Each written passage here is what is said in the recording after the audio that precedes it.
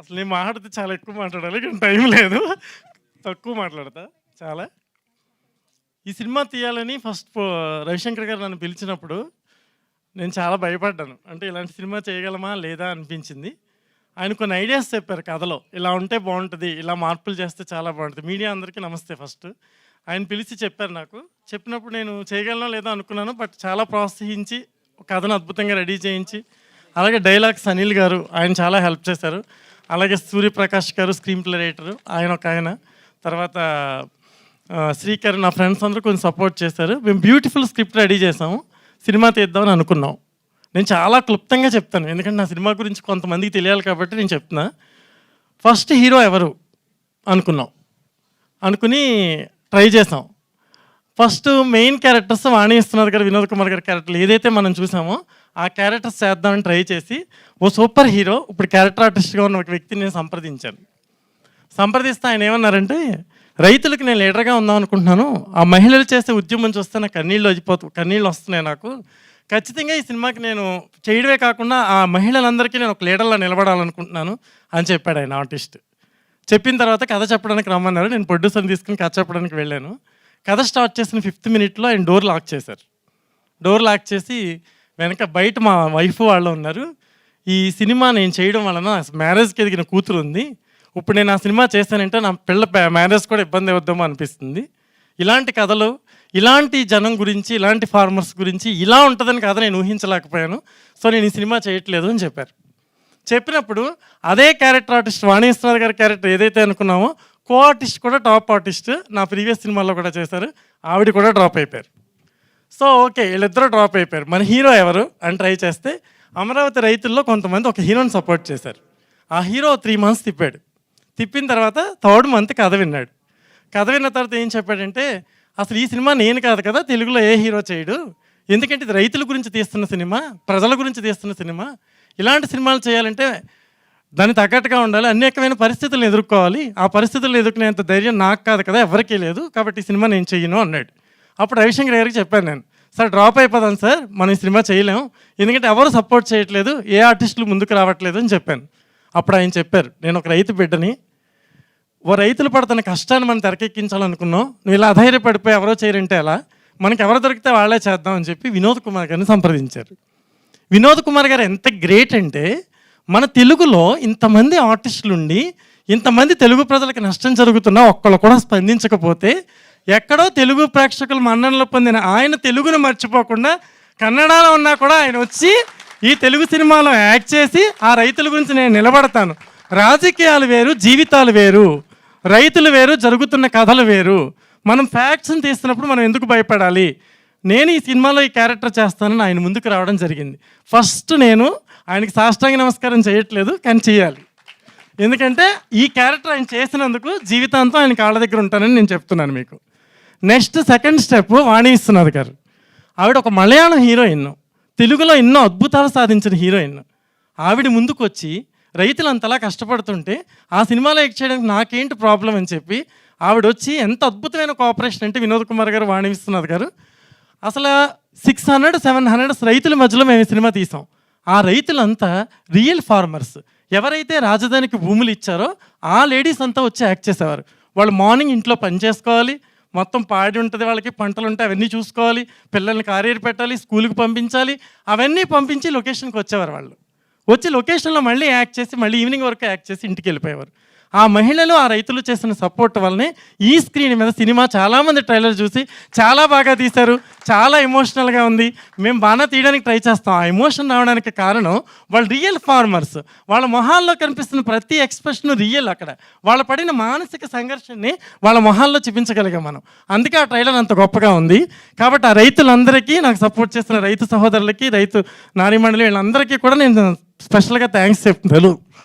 కాబట్టి వినోద్ కుమార్ గారు వాణి విశ్వనాథ్ అయిపోయింది. హీరోకి వచ్చాను నేను. హీరోకి వస్తే ఎవరు హీరో దొరకట్లేదు. ఒక 8 members 9 members అప్రోచ్ అయ్యాను నేను, బట్ ఎవరికి ఫార్మర్స్ అంటే పడట్లేదు, స్టేట్ అంటే పట్టించుకునే పరిస్థితుల్లో లేరు.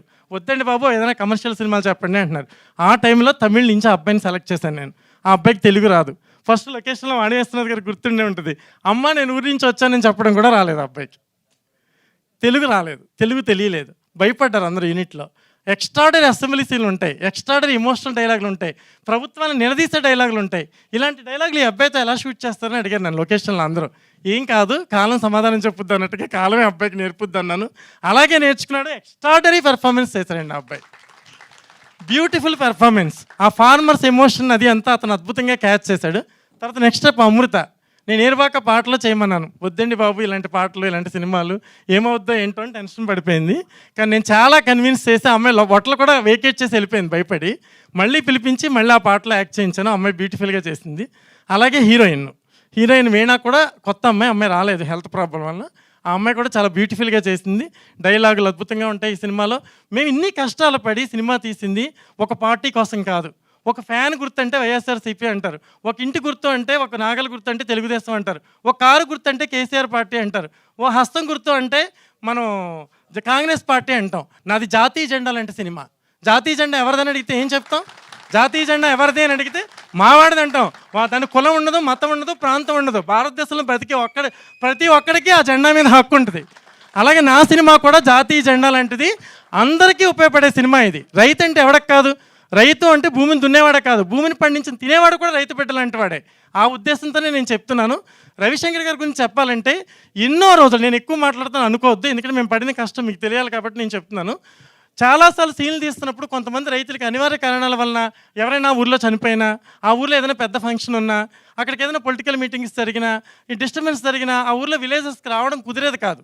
అలా అసెంబ్లీ సీన్ తీయాలంటే కనీసం ఒక 700-800 మెంబర్స్ ఫార్మర్స్ కావాలి మాకు. బట్ ఆ ఫార్మర్స్ వస్తే కానీ షూటింగ్ చేయలేం.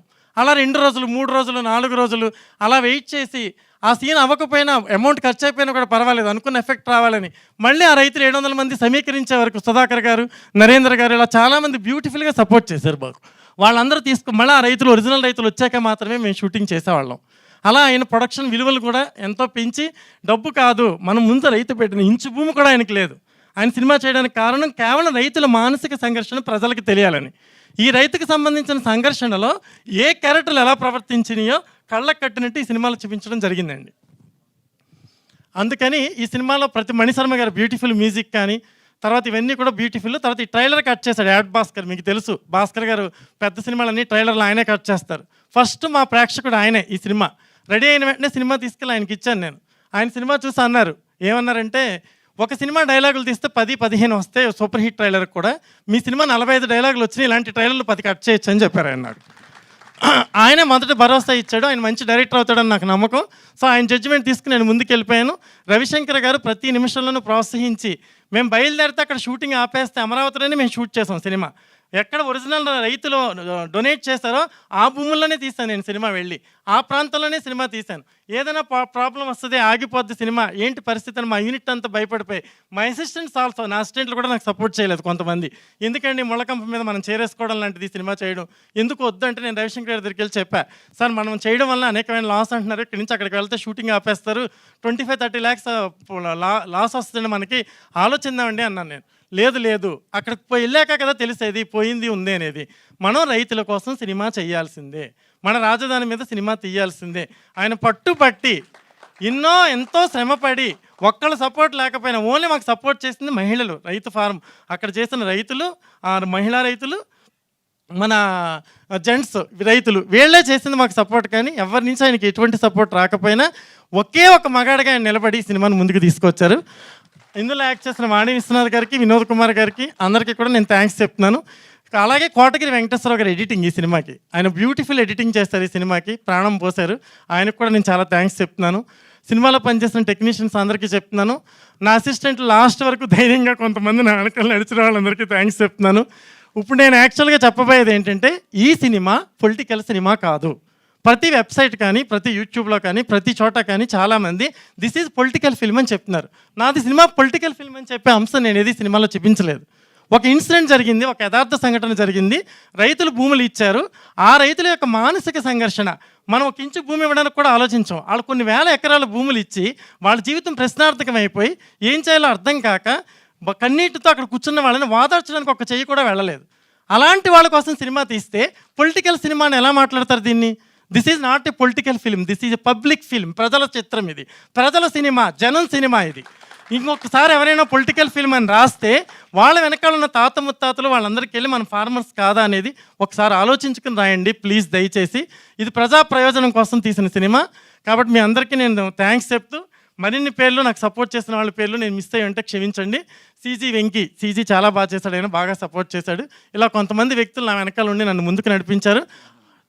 కెమెరామెన్ రమేష్, ఆయన చాలా న్యాచురల్గా తీశాడు, లైట్స్ ఎక్కడ వాడలేదు మేము, ఇంటీరియర్స్ కూడా మేము లైట్స్ వాడలేదు, బయట పబ్లిక్లో కూడా లైట్స్ వాడలేదు.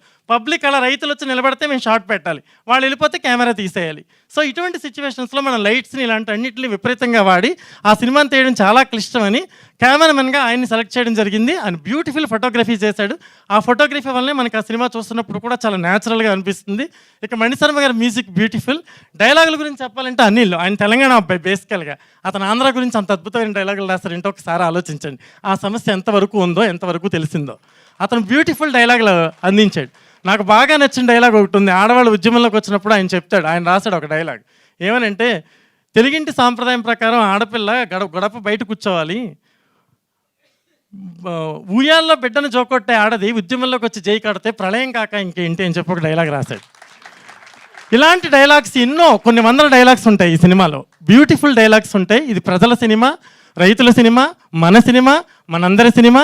ఈ సినిమాని ఏ వర్గం సినిమాయో, ఏ ఒక్కరి సినిమాయో అనకుండా మనందరి సినిమా అని చెప్పి మీరు అందరూ ఖచ్చితంగా చూసి ఫిబ్రవరి 15 రిలీజ్ అవుతుంది. మీరందరూ మమ్మల్ని ఆశీర్వదించాలని, మమ్మల్ని అందరినీ ఈ ప్రయత్నం చేసినందుకు నిర్మాతని మమ్మల్ని కొంచెం సపోర్ట్ చేస్తూ మీరు ఈ సినిమాని మరింత ముందుకు తీసుకెళ్తారని మీడియా సోదరులందరికీ నేను చేతులెత్తి నమస్కరిస్తూ సెలవు తీసుకుంటున్నాను. Thank you very much.